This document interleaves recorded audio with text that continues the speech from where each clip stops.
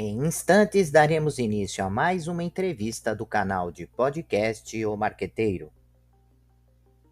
Você pode acompanhar também esta entrevista pelas principais plataformas de podcast. No podcast O Marqueteiro, trazemos as conversas que estão moldando o futuro dos negócios. Grandes histórias, insights inovadores e líderes que inspiram. Conecte-se com quem faz a diferença no mercado. Olá, amigos do canal de podcast O Marqueteiro. Seja bem-vindo, seja bem-vinda. O tema de hoje é gestão, saúde mental e desafio dos riscos psicossociais. Para falar desse tema tão importante, tão atual, tão contemporâneo, a nossa convidada é Helenita Bethlen. Eu vou fazer uma breve apresentação da Helenita, que é especialista em recursos humanos e qualidade, com mais de 20 anos de experiência. Atua como consultora, palestrante e facilitadora de treinamentos, unindo técnica e sensibilidade para promover ambientes organizacionais mais humanos, produtivos e estratégicos. Apaixonada por desenvolver pessoas e negócios, tem como marca e energia positiva a visão integrada de gestão. Terapeuta, autora de 6 livros, sendo um best-seller. E terapeuta da alma, com mais de 20 mil cópias vendidas. Que coisa maravilhosa! Que carreira bonita, Helenita, que você tem. Muito obrigada pelo convite. Eu estou muito feliz de estar aqui, principalmente falando desse tema, que não é só porque é atual, ele é importante. E a gente precisa trazer clareza para quem está nos assistindo, né? Eu estou à disposição. Então, Helenita, vários ouvintes nossos mandam informações e perguntas relacionadas a esse assunto. O que eu venho percebendo é que, nos últimos anos, não só por conta do acúmulo de atividades, de trabalho, de funções, também vem acontecendo essa pressão por conta do mercado, seja por conta da pandemia, que obrigou as empresas a repensarem a sua forma de atuar e continuar tendo as metas garantidas, os resultados garantidos, mas também agora com a pressão que vem dessas mudanças aí relacionadas ao mercado internacional, né? Essas taxações, os tarifaços, e deixa as pessoas dentro da empresa também com essa pressão, com esse estresse. Então, por isso, é um tema extremamente importante. Como que a empresa, Helenita, ela pode blindar, né, esse tipo de ação externa, ou pelo menos mitigar, minimizar os efeitos junto aos funcionários? Blindar é uma palavra um pouco difícil, porque nós vivemos no Brasil, e o Brasil tem as suas nuances políticas, e muitas vezes causa essa instabilidade. Mas esse tema que você está falando, ele é muito importante, porque entendendo como funciona, né, esses altos e baixos da questão da economia, a empresa ela precisa trazer e cuidar melhor, primeiro, né, das suas questões, das suas receitas, né, dos seus custos internos, olhar para os seus, para como funciona a empresa e nunca deixar de lado as pessoas, porque não justifica essas questões internacionais, a pressão recair sobre o ambiente de trabalho, porque esta é uma pressão estratégica. Então, a gente precisa ter este olhar para dentro da empresa, entender que isto acontece, né? E promover dentro da empresa conversas muito abertas, inclusive para esclarecer o que está acontecendo, tá? E o que eu venho acompanhando, principalmente com os alunos, né, que estão aí estagiando, estão no mercado, começando às vezes efetivados, mas bem de início, eu percebo que a resiliência deles em relação a esse ambiente, ela é pequena. E aí vem o papel do líder, né, Helenita? Né, de ajudar, de colaborar, de dar segurança, né, de nortear. Eu vejo muito esses jovens dizendo: eu não estou aguentando, eu não vou ficar na empresa, eu vou sair.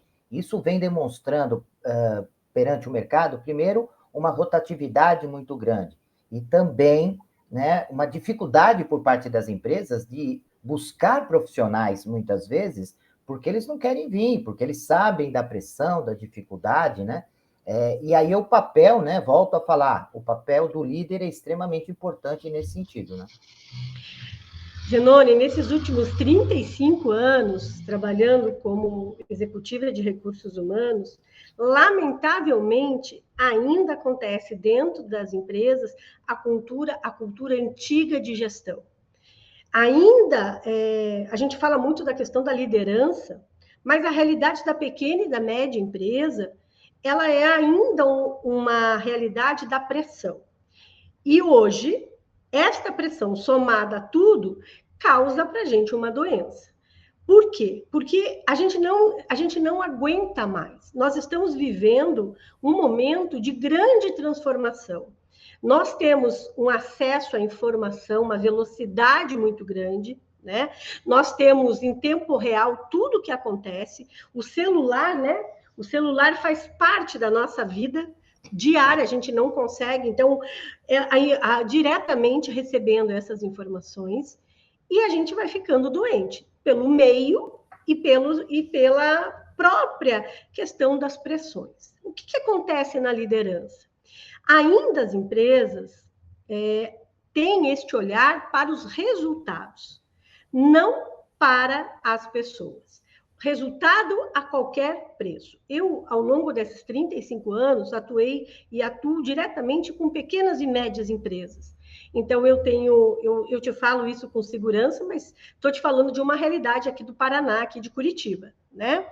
Então, o que acontece? Não há clareza ainda, por parte de uma grande maioria da liderança, de que a gente precisa cuidar das pessoas, olhar diferente. Sim, pressão é necessária, cumprir metas, mas é como eu faço isso. E isso acarreta exatamente o que você comentou. A grande dificuldade de atrair bons profissionais para as empresas e também a rotatividade, ela aumenta.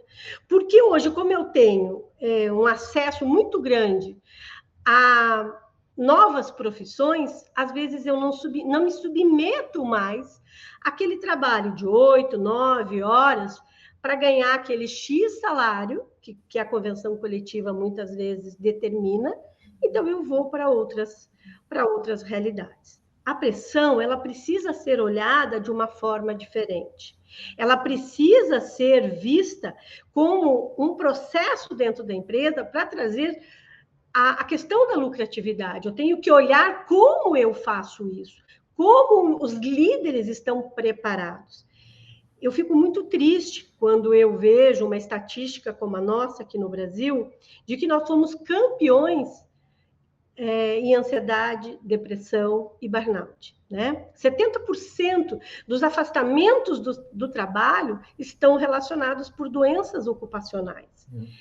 E esta é uma realidade que está vindo muito forte. E as empresas ainda não se atentaram a isso. Então, o que nós precisamos fazer? Mudar a liderança, mudar a visão do empresário ainda de conduzir a sua empresa. E quando você está dizendo mudar a liderança, não significa que mandá-lo embora. Não mandá-lo embora. É capacitá-lo, né? Ou até mesmo, na hora de uma necessidade de contratação, contratar alguém que já tenha um determinado perfil para trabalhar nessa cultura, né, mais humanizada. Agora, que tipo de treinamento, que tipo de preparação pode ser feita para o líder nesse sentido? E, no caso de uma empresa estar necessitando contratar uma liderança, quais são os pontos chaves que as empresas devem buscar para que possa já trazer um profissional? Nós sabemos que nunca vem um profissional 100% pronto, né? Mesmo que ele tenha muito tempo de mercado. Sempre a necessidade de um ajuste, né? Um treinamento, por conta da cultura organizacional, por conta do propósito, enfim. Mas como ter essa preocupação, tanto na hora da contratação ou na parte do treinamento? O que é possível fazer? Adorei a sua pergunta e ela é extremamente pertinente. Vamos falar, então, do processo de recrutamento. Pequenas e médias empresas, Quem faz o recrutamento? Uma assistente, uma analista, que ganha um salário pequeno, mas que não tenha dimensão para fazer uma contratação que não seja por habilidades técnicas, certo? Hoje, infelizmente, é aquilo. A gente até brinca, né? Cara crachá. Tá lá o currículo, atende aos requisitos da vaga. Quando você olha para o processo de recrutamento de uma forma diferente, você não vai buscar mais as competências técnicas, porque qualquer competência técnica você aprende. Agora, as competências humanas, essa é mais difícil. Por quê? Porque as competências humanas, elas estão ligadas a quem você é. Você traz da sua casa, né? Você traz da sua vida a sua educação, os seus modos, a sua tranquilidade ou não. Então, este olhar, para que você possa mudar a realidade, precisa se olhar o processo da entrada dos profissionais. Este é um ponto. Agora, eu já tenho vários líderes dentro da minha empresa. E são pessoas comprometidas, são pessoas muito esforçadas, que trabalham, às vezes, muito tempo dentro das organizações. Então, a gente precisa trabalhar com esses profissionais. Um dos pontos, que é o ponto que eu sempre começo, é fazer o alinhamento do que eu quero e do que eu tenho. Certo? Sim. Aonde a empresa quer chegar, qual é o requisito daquela vaga e quais são as competências daquela liderança. Então, existem os treinamentos coletivos, que são necessários, onde você vai trabalhar conceitos, mas existe, e este é um ponto bem importante, a questão dos treinamentos individuais. Porque nós somos diferentes, podemos exercer funções parecidas, mas temos posturas diferentes. Então, o que eu sempre recomendo? Primeiro, fazer uma análise muito bacana, muito importante do quê? De quem é aquela pessoa, o que ela estudou, quem ela é, aonde ela vive, quais são os objetivos, o propósito, porque você precisa disso para o alinhamento. E aí são vários treinamentos, desde o treinamento de liderança, desde dos treinamentos de comunicação não violenta, até, às vezes, de etiqueta pessoal, você precisa trazer, porque bons modos aproxima também as pessoas. Sim, então, são treinamentos variados e não são iguais para todo mundo. O que serve para uma empresa, provavelmente não vai servir para outra. Por isso que é muito importante, quem for fazer este mapeamento, entender sobre a cultura organizacional. Porque não adianta, muitas vezes, eu só treinar a liderança se o dono da empresa, quem está na gestão da empresa, é que provoca, às vezes, esta situação turbulenta dentro da empresa. Então, a gente precisa conhecer quem eles são. E aí vem outro ponto. Porque muitas vezes, como que você vai chegar para o empresário, para o dono da empresa, para aquele diretor e dizer essas competências que você está demonstrando aqui está, de certa forma, atrapalhando. Vamos chamar disso, né? Ele é um excelente empresário, ele sabe, ele consegue fazer com que a sua empresa seja uma empresa que tenha nome, que tenha destaque no mercado, mas ele não aceita a mudança. Então, esse é um processo que a gente precisa olhar. Os riscos psicossociais, eles vão trazer, mas eles um pouco sobre isso, mas não serão suficientes se nós não fizermos uma abordagem na cultura da empresa. E nós acompanhamos que, no sentido de tentar corrigir um pouco, né, essas questões que são importantes e que as empresas começam a sentir isso, inclusive nos resultados, né, quantidade de pessoas indo embora, afastamento por doença, enfim, essas questões elas vão aparecendo, esses números vão aparecendo, inclusive porque também estas características e essa atitude, muitas vezes, do líder em relação aos seus colaboradores acaba batendo também lá no cliente, porque os colaboradores, eles espelham, né, o mercado aquilo que estão recebendo, né? É comum. Se eu sou bem tratado, eu trato bem. Se eu sou maltratado, eu também trato mal. Quer dizer, é um processo, né? Aí, tentando corrigir um pouco essas questões, parece que algumas empresas começam a praticar ou até mesmo a atuar dentro do conceito de uma felicidade corporativa. Começou a se tornar algo assim, vem aumentando o número de pessoas que dão curso, Falam dão sobre isso, né? treinamento, falam sobre isso. Inclusive, entrevistei no ano passado uma pessoa lá de Portugal que colocou um departamento de felicidade corporativa na empresa dele, né? Mas só que muitas vezes essa ideia de felicidade corporativa fica vinculado a benefícios. Então, eu estou dando uma cesta básica, um plano de saúde, uma viagem de férias e etc., achando que isso, né, está dentro de um conceito de felicidade corporativa.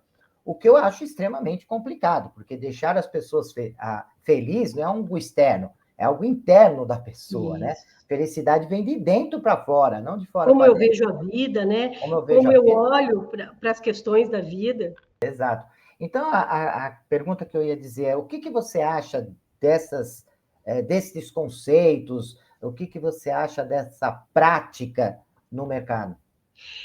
Eu não acho que uma empresa precisa ter um departamento da felicidade. Quando ela tem um departamento, já tem alguma coisa errada, na minha visão.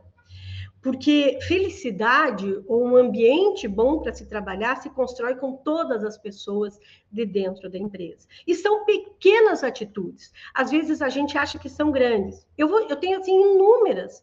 Eu vou dar um exemplo para você. Fui fazer consultoria numa empresa. O papel higiênico era controlado pelo almoxarifado. Você precisava chegar lá e perguntar. Ela perguntava número 1 ou número 2? Daí ela enrolava na mão dela. Meu Como Deus. que você vai trabalhar? Eu não estou falando isso de 10 anos atrás, eu estou falando isso de coisas que aconteceram este ano. Empresas, indústrias, aonde as pessoas não têm um lugar decente para fazer uma refeição, uma geladeira para guardar a sua alimentação. Existe empresa assim ainda. Não tem um micro-ondas, não conseguem trocar o uniforme. Vamos falar das questões dos EPIs, de uma cadeira boa para sentar, de uma mesa bacana, de um computador decente. Nós estamos falando de tudo de coisas básicas, que nós precisamos ter este olhar dentro da organização para promover o bem-estar. Porque felicidade é um estado. Ninguém é feliz o tempo todo. Mas eu passo muito tempo da minha vida dentro de uma empresa. Aliás, eu convivo muito mais com os meus colegas de trabalho do que com a minha própria família. E este é um ponto. O que eu posso fazer para ajudar as pessoas a se tornarem pessoas melhores? A fazer com que as pessoas, com pequenas atitudes, tenham condições de ficar bem dentro de uma organização. Um exemplo claro disso, Zenoni, é o seguinte: a empresa vai reduzir custos. Ela chama o profissional do RH, eu quero que você diminua 10% da folha. Ela cortou o custo, alguém vai ter que fazer aquele serviço daquela pessoa que ficou. Então, olha a concepção. Eu vou mandar embora, alguém vai precisar fazer esse trabalho.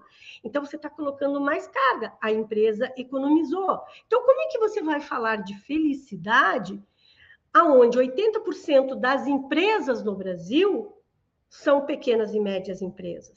Para uma empresa multinacional, para grandes empresas, eles estão em um processo muito diferente. Entende? Então, é uma cultura. Como que você permite pequenas atitudes como uma fofoca dentro da empresa, um apelido que denigre uma pessoa, um colega, porque a gente só fala de chefias, mas tem colegas que têm comportamentos ruins. Então, a felicidade, ela é um conjunto de coisas. Quando você faz uma pesquisa séria de clima organizacional, que eu gosto muito de fazer, você pega todos esses nuances. Quantas coisas as pessoas falam para a gente nesses processos. E quando você leva para a empresa, muitas vezes a empresa fala para a gente assim, não, a gente vai fazer, mas não é o momento. Então, felicidade são pequenas coisas.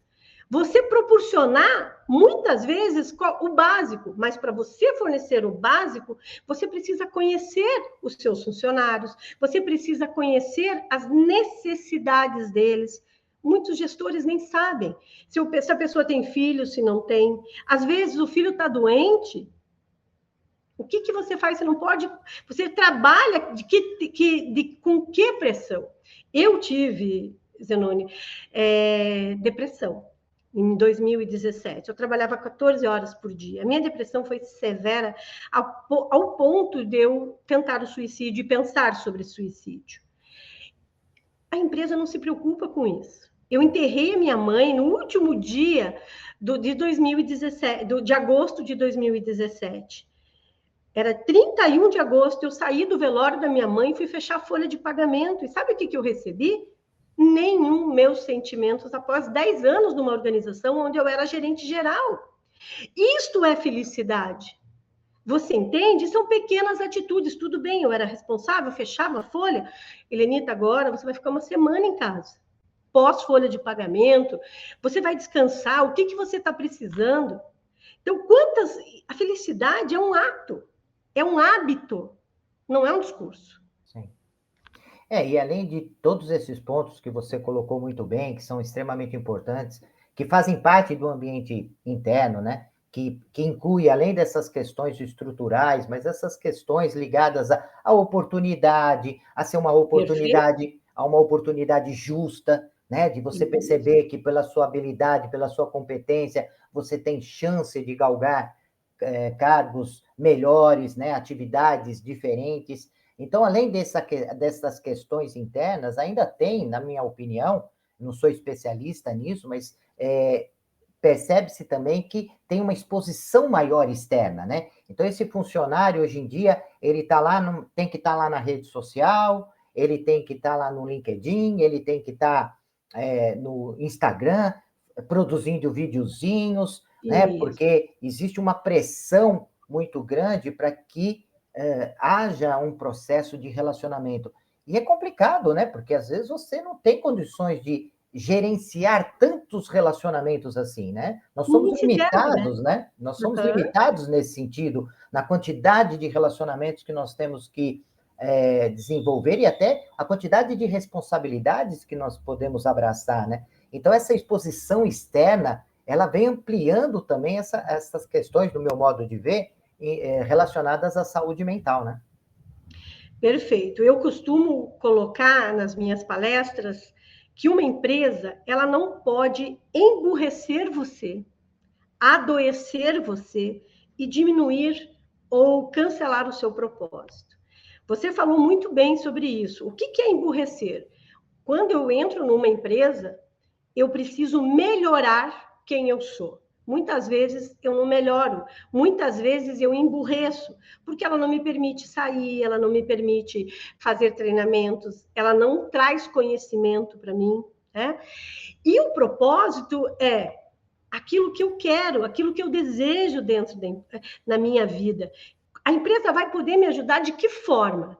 Né? Eu quero comprar a minha casa própria. O que eu posso, como que a empresa pode me ajudar isso? Então, ambientes de trabalho, segurança melhor, tudo isso, segurança no trabalho, né? Ambiente saudável, tudo isso me proporciona condições para eu realizar esses objetivos da minha vida, entende?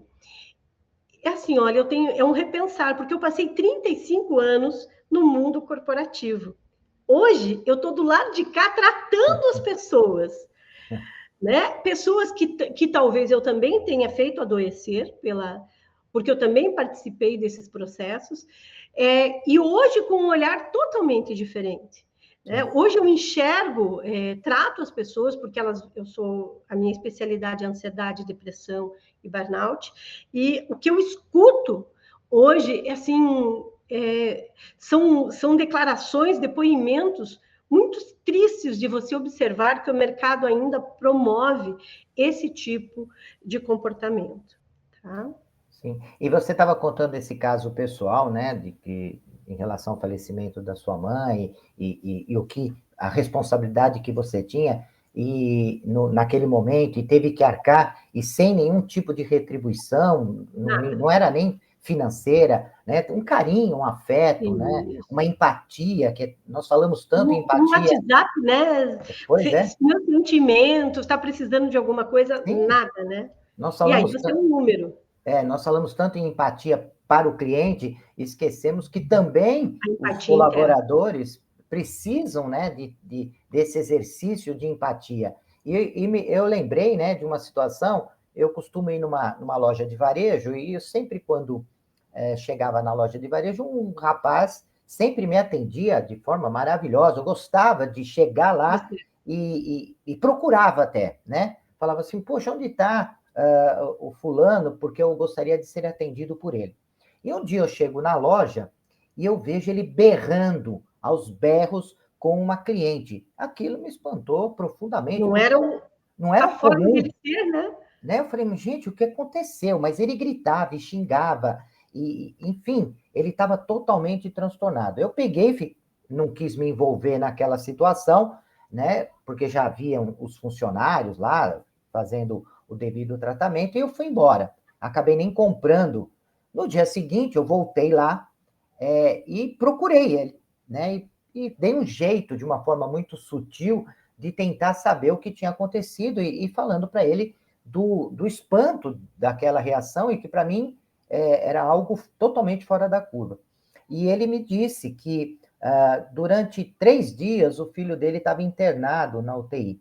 E ele saía do emprego e ia substituir a esposa à noite. Ele ficava à noite com Veja a só. criança, né? E no dia seguinte a mulher chegava e ele foi pedir para a empresa não para dispensar, né? Ele falou assim: não tem condições de me colocar num back office, sei lá, contando alguma coisa no estoque, fazendo alguma coisa, porque eu também não posso ficar sem esse dia, né? Eu preciso desse dia por conta das despesas, né? Que a minha casa, enfim, está tendo, e eu não posso ficar com esse valor menor. Mas você não tem uma atividade que não necessite ficar no front office? E o gerente disse: não, porque você foi contratado para isso e você tem que exercer a sua função. Ou você vai embora e perde o dia.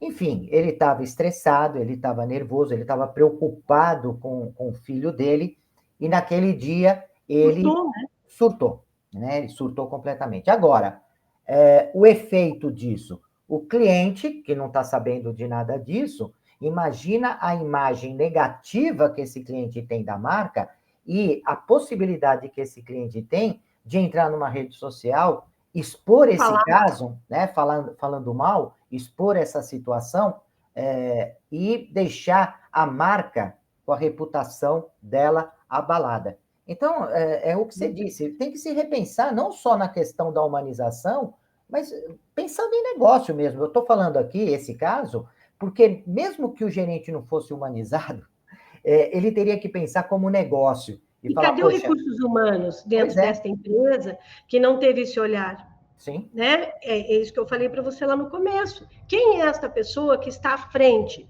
e que não pega esse profissional e diz: você não tem condições de vir trabalhar porque você fica acordado dentro de uma UTI, você fica lá com o seu filho, a gente vai dar um jeito e você vai ficar em casa.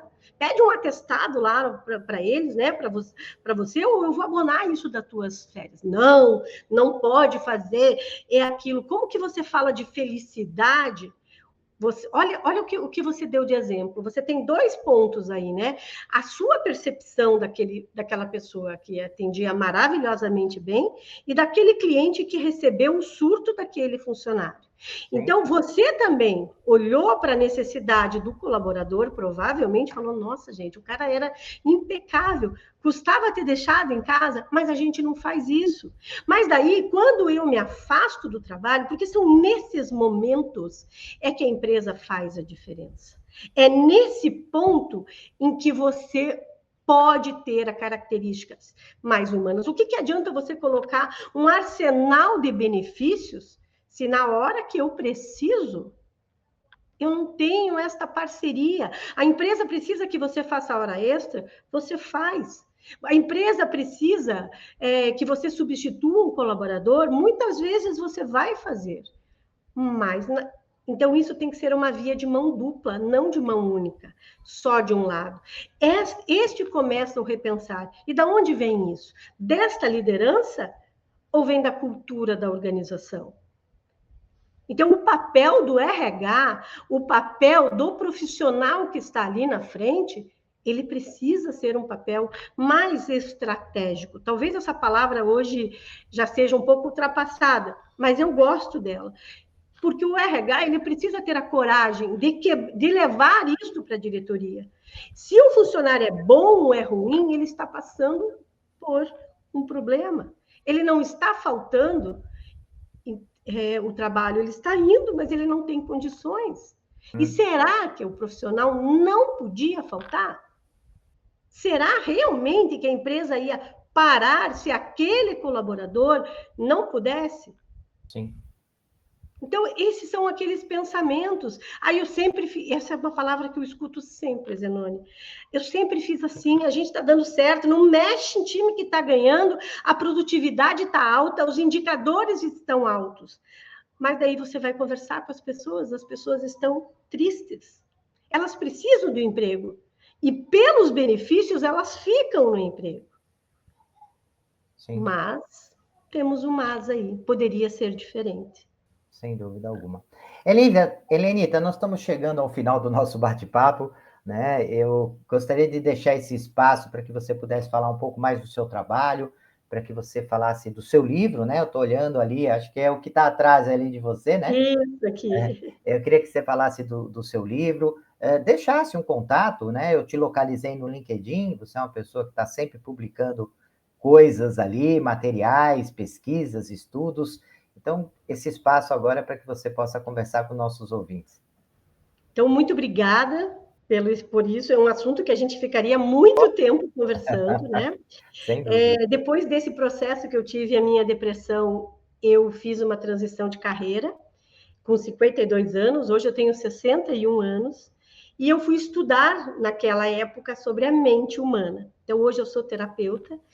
Eu quebrei o padrão, que chama de quebrar o padrão, dos processos de atendimento, porque isso também acontece nas funções de terapeutas, psicólogos, psicanalistas, fazendo o tratamento básico, e foi mostrando que um tratamento mais humanizado, com um olhar diferente para o suicídio, para a depressão, você pode se tratar sem remédios. Eu escrevi o livro O Terapeuta da Alma, escrevi contando a minha história e como eu vejo o processo de tratamento aqui no Brasil a respeito desses transtornos, sem eu saber que ele ia vender. Ele já vendeu 20 mil cópias, já se tornou um best-seller, e eu já escrevi outros 6 livros falando sobre os transtornos e vários outros assuntos. O que eu quero falar para as pessoas? É que hoje você tem informações de qualidade, você só precisa saber buscar essas informações.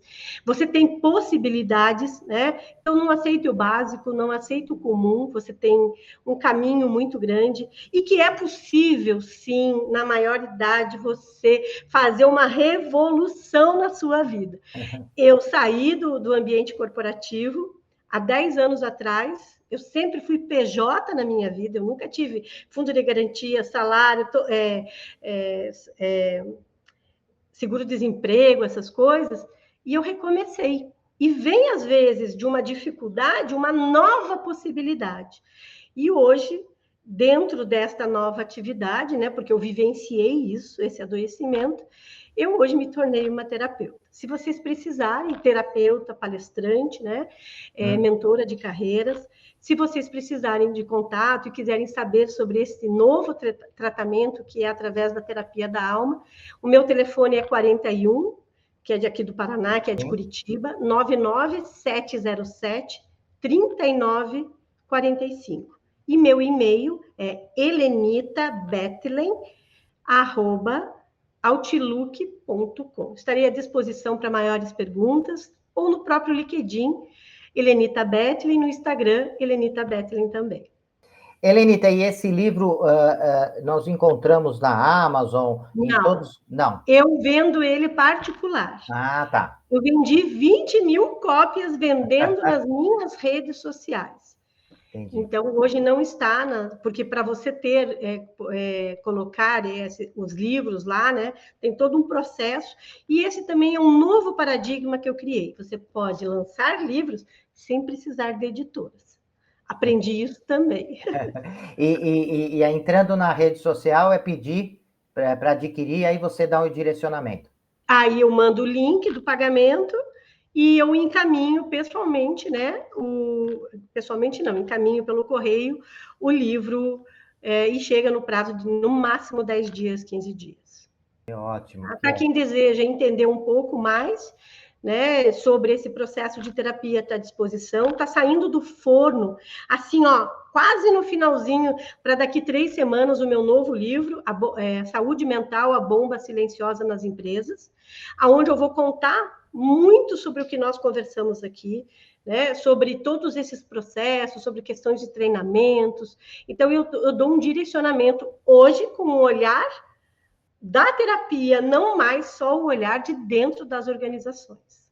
Que ótimo. E quando eu tiver esse livro já no forno, se quiser falar um pouco dele aqui no nosso canal, está disponível. Eu vou mandar Falamos... um para você assim que estiver pronto, sair que maravilha. a edição física. Vou tá receber bom? com muito carinho. Helenita, Muito mais uma obrigada. vez, obrigado pela sua presença em nosso canal de podcast O Marqueteiro. E prezados ouvintes, até o nosso próximo encontro. Até lá. Deixe seus comentários, sugestões e opiniões. E aproveite e se inscreva no canal.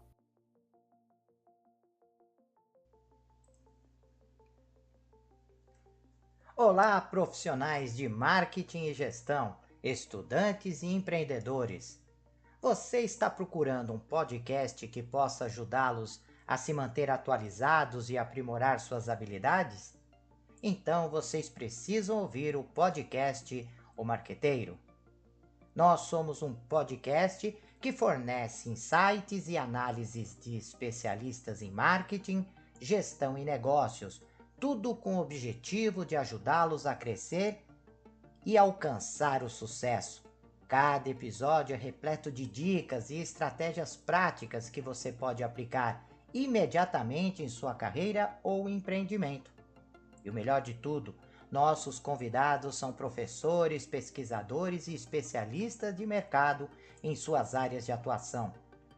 O podcast O Marqueteiro é perfeito para aqueles que estão procurando por inspiração e informações valiosas para levar suas habilidades e negócios para o próximo nível.